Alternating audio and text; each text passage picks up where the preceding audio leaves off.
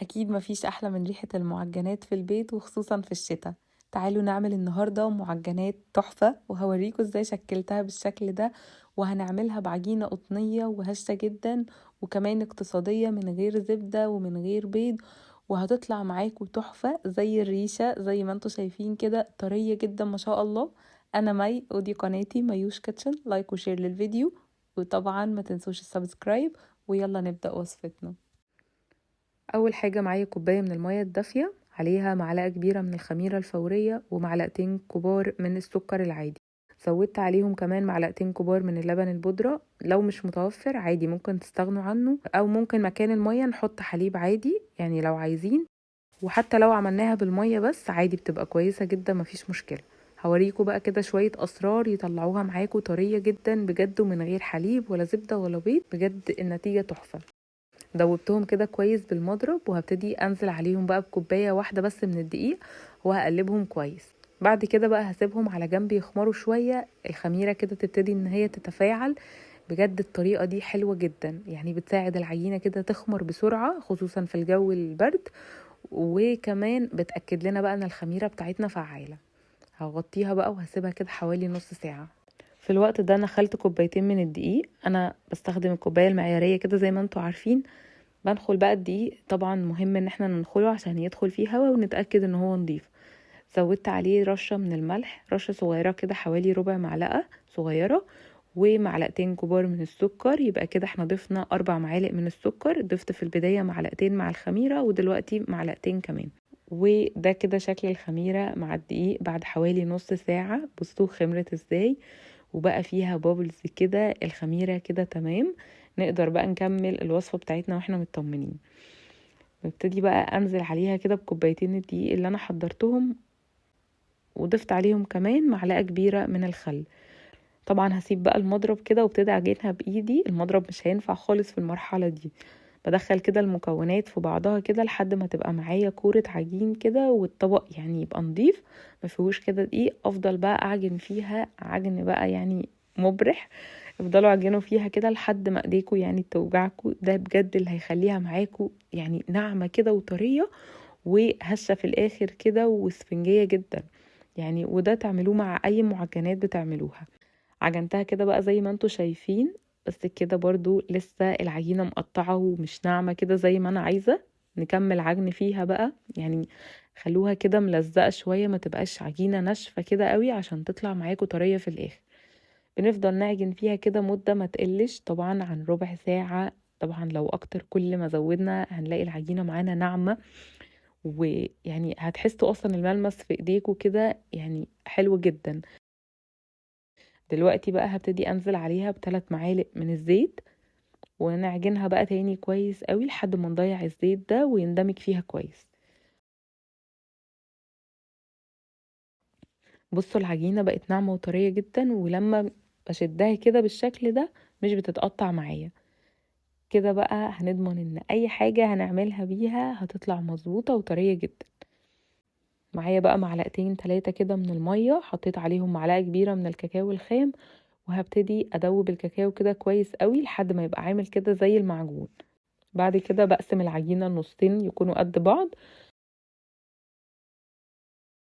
بضيف بقى الكاكاو على النص ده واعجنه كده فيه كويس، وبمسح كده الطبق مسحة زيت خفيفة وهحطه كده، وعلى الوش كمان امسح الوش بالزيت عشان ما يلزقش في الاسترتش بعد ما تخمر. النص التاني كمان سيبناه ابيض بقى زي ما هو سادة. هبتدي برضو امسحه بالزيت وهسيبه برضو يخمر لحد ما الحجم بتاعهم بقى يتضاعف. بنسيبهم كده في مكان دافي، وببتدي ان انا اغطيهم كده بفوطة عشان يعني يخمروا بسرعة. وده بقى شكلهم، بصوا ما شاء الله الحجم بتاعهم اتضاعف جدا. العجينة بقى طرية ومرتاحة جدا، يعني مرتاحة بجد فوق الوصف يعني. طبعا يعني واضح جدا انها خمرت وارتاحت كويس. ارش كده بقى رشة بسيطة كده من الدقيق، وابتدي بقى افردها. بفرد كده بالطول وبعد كده بالعرض عشان انا عايزاها كده شكل مستطيل.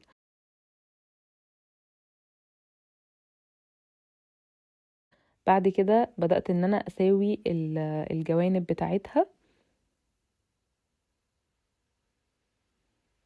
اي زيادات كده عايزاها، يعني حاولت ان انا اعملها شكل مستطيل كده مظبوط.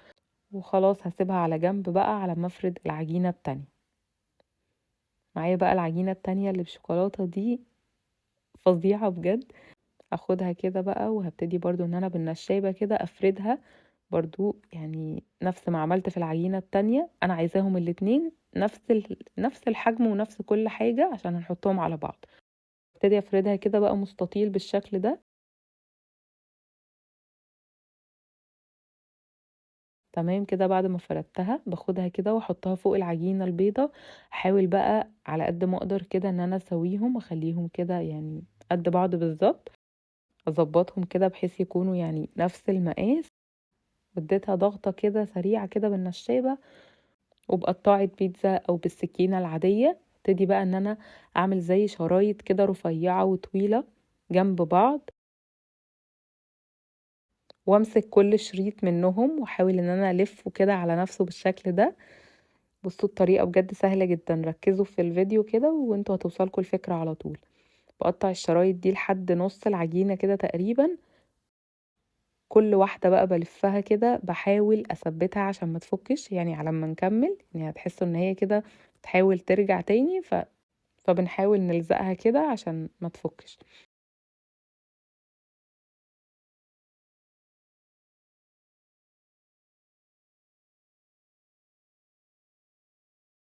ممكن نبتدي نلفها سادة لو حابين نلف على طول بقى، او تحشوها. انا هبتدي ان انا احشيها شوكولاتة. دي شوكولاتة قابلة للدهن، يعني ما كانتش حتى نوتيلا اصلية، كانت بديل النوتيلا. بصراحة يعني كنت متوقعة انها هتنشف في الفرن او مش هتبقى حلوة، بس هتشوفوا بجد طلعت عاملة ازاي في الاخر. بصراحة فاجئتني يعني في الاخر.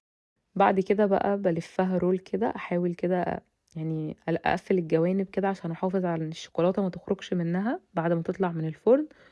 ونكمل بقى يعني لف كده على الشرايط بقى الجميلة اللي عملناها دي. وهنشوف بقى في الاخر الشكل بجد تحفة جدا يعني.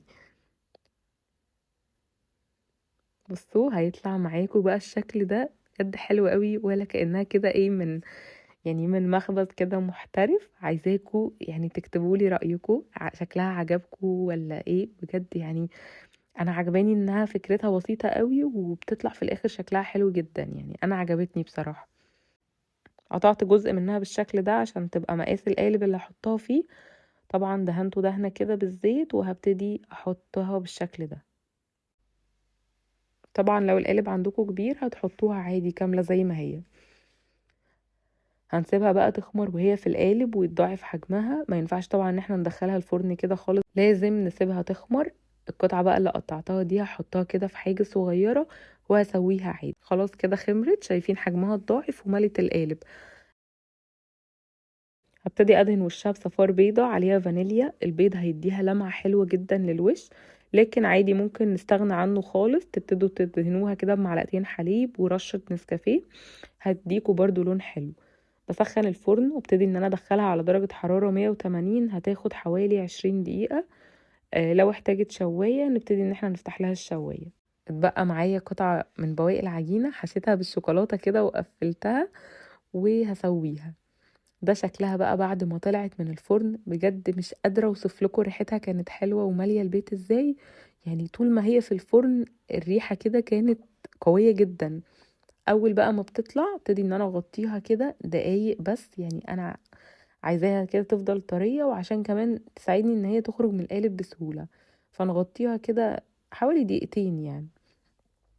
التسوية من تحت ومن فوق بجد مظبوطة جدا، واللمعة بتاعتها جميلة جميلة يعني. شايفين بقى قد ايه طرية وسفنجية جدا. بصوا بتروح وتيجي معايا ازاي.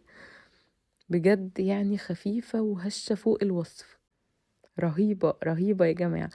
تعالوا بقى نقطع حتة كده نشوف بقى شكلها من جوه. الشكل من جوه بجد يعني جميل، مش بس من بره، من جوه ومن بره تحفة. القطعة عاملة زي الريشة، حشوة بقى شوكولاتة. بصوا اللي من جوه دي انا متأكدة ان اكيد بعد المنظر ده يعني لازم بقى تقوموا تجربوها على طول. طعمها بجد احلى من شكلها بكتير. العجينة بجد يعني روعة وطرية رغم ان احنا عاملينها بالمية وعاملينها من غير بيض وعاملينها ومن غير زبدة، لكن بجد النتيجة بتاعتها جميلة جدا. تقدروا بقى تعملوها سادة من غير كاكاو وتشكلوها بأي شكل، المهم بجد لازم تجربوها. عملناها بجد بطريقة سهلة جدا عشان كله يجربها، وكمان شفتوا التشكيل بتاعها قد ايه كان في منتهى البساطة. يعني هتبقى جميلة كده معاكم في أي مناسبة، والشكل بتاعها شيك وسهلة كمان في التقديم. أما دي بقى لعشاق الشوكولاتة، كلها كده شوكولاتة في شوكولاتة، انهيار انهيار، يعني انهيار من الشوكولاتة بجد. دي لوحدها كده قصة تانية خالص. العجينة عايزة اقول لكم السكر بتاعها ما كانش عالي، كان مظبوط عشان الكاكاو كان خام ما فيهوش اي سكر. انا استخدمت 3 كوبايات من الدقيق، حطينا عليهم 4 معالق كبار من السكر.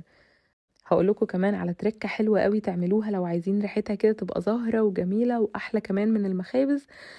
بعد ما بتطلع من الفرن ادهنوا وشها بمسحة زبدة خفيفة جدا كده، وشموا بقى الريحة كأنها معمولة بالزبدة. بجد ريحتها هتبقى قلب الدنيا، وهو ده بالظبط اللي المخابز بيعملوه. يا رب النهاردة الفيديو يكون عجبكم وتكونوا استفدتوا منه. ما تنسوش تحطوا لايك وتشتركوا في القناة، وكمان تفعلوا الجرس، واستنوني في وصفات جديدة ان شاء الله.